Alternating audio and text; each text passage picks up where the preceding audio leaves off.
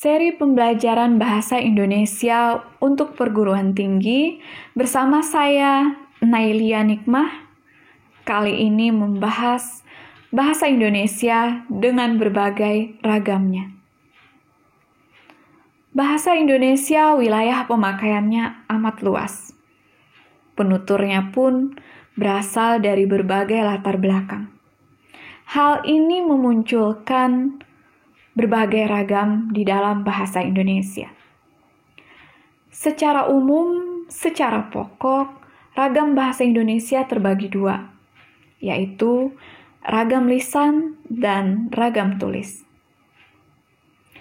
Tidak sedikit orang yang menyamakan antara ragam tulis dengan ragam lisan. Pendapat ini tidak sepenuhnya benar. Kenapa?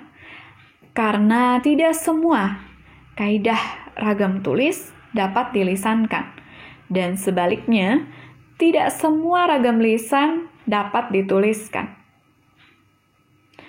Ketika kita berkomunikasi secara lisan, gunakanlah ragam lisan dalam bahasa Indonesia.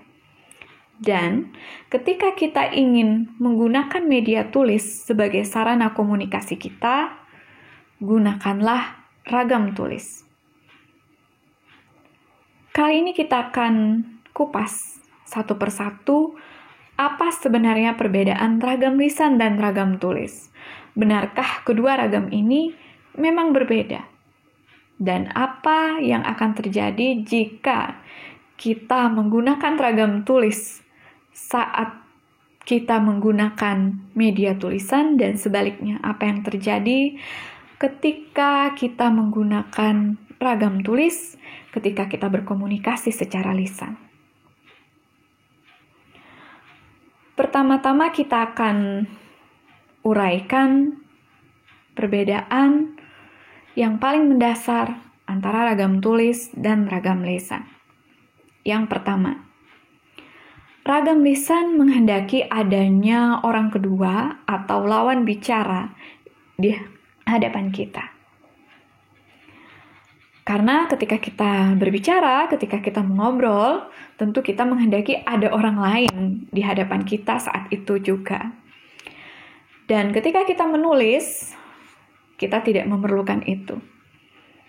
Jadi dalam ragam tulis, sebaliknya tidak diperlukan lawan bicara langsung berada di hadapan kita. Kita ingin menulis surat kepada seseorang. Seseorang itu tidak harus berada di hadapan kita. Atau kita ingin menulis sebuah karangan, sebuah buku, dan kita tidak memerlukan pembaca berada di hadapan kita saat kita menulis. Itu perbedaan yang pertama. Perbedaan yang kedua terletak pada unsur fungsi gramatikal. Masih ingat dengan unsur fungsi gramatikal? Mudah-mudahan masih ingat. Unsur fungsi gramatikal adalah unsur-unsur yang terdapat di dalam bahasa seperti subjek, predikat, objek, keterangan. Nah, di dalam ragam lisan, unsur fungsi gramatikal tadi tidak selalu harus jelas dinyatakan. Tidak selalu harus lengkap.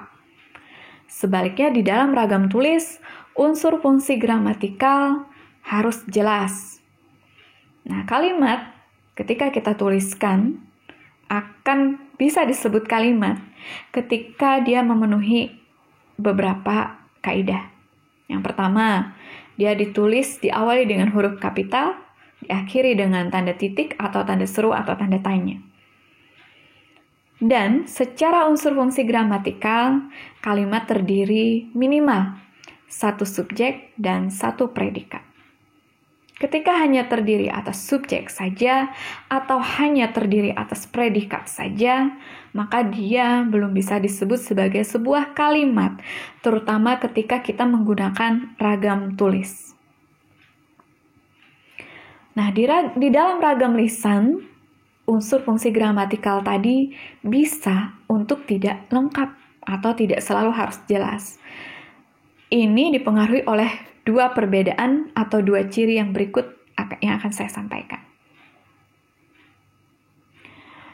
Perbedaan yang ketiga atau ciri yang ketiga ragam lisan sangat terikat pada situasi, kondisi, ruang, tempat, dan waktu. Sementara ragam tulis tidak. Jadi ragam tulis tidak tergantung pada semua yang saya sebutkan tadi. Contoh, mari kita bayangkan saat ini kita sedang berada di sebuah pasar tradisional, kemudian kita sedang berada di depan pedagang rambutan. Kita bayangkan saat ini kita adalah calon pembeli rambutan dan di hadapan kita pedagang rambutan dengan jajaran rambutan yang banyak jumlah ikatannya. Apa yang kita ucapkan ketika kita pertama kali menyapa pedagang rambutan? Apakah kita akan menggunakan kalimat lengkap? Tidak. Kita bisa menggunakan kata-kata atau frase. Jadi saya agak sulit menyebutnya sebagai sebuah kalimat karena dia mungkin tidak lengkap. Misalnya, berapa? Berapa ini? Manis? Manis tidak?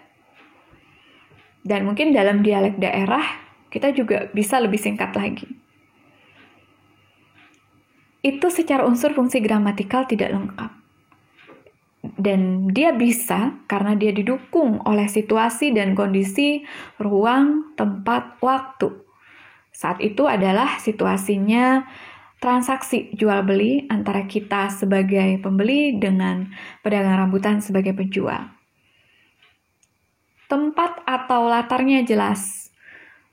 Pasar, kemudian berikat-ikat rambutan.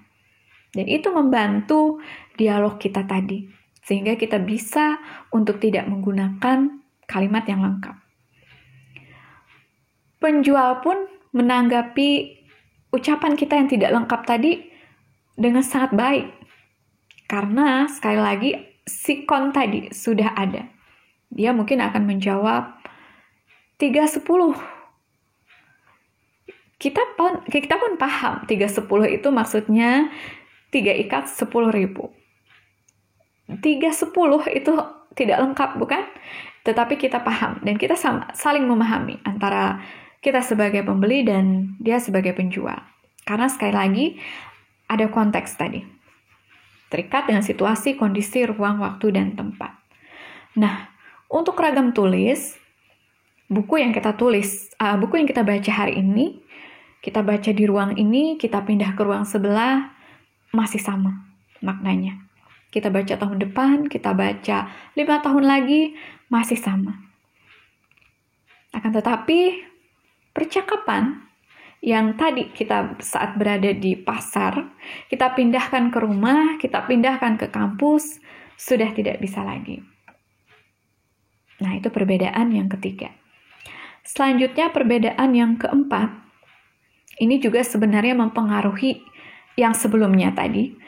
Ragam lisan itu dipengaruhi oleh tinggi rendahnya suara. Keras lembut, volume, intonasi.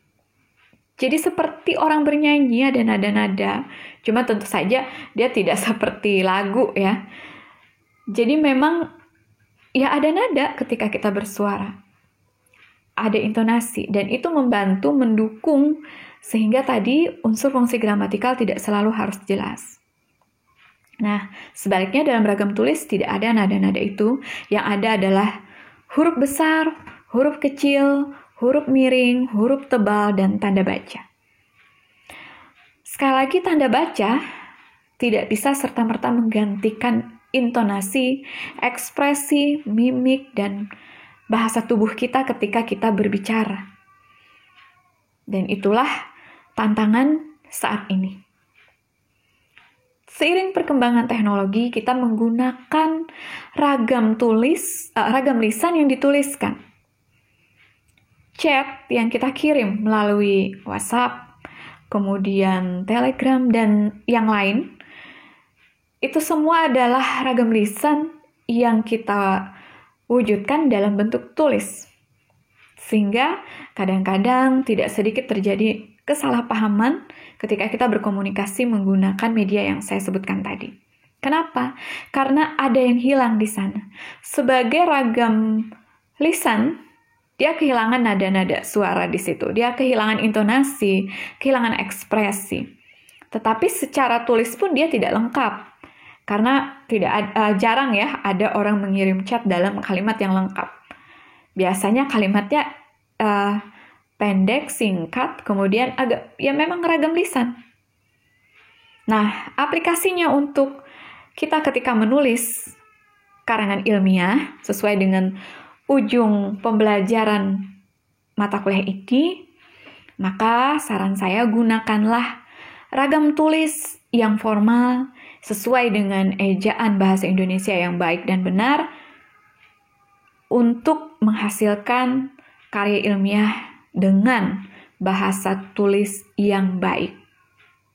Jangan menggunakan ragam lisan ketika menulis, terutama menulis tulisan yang sifatnya formal, seperti karya ilmiah.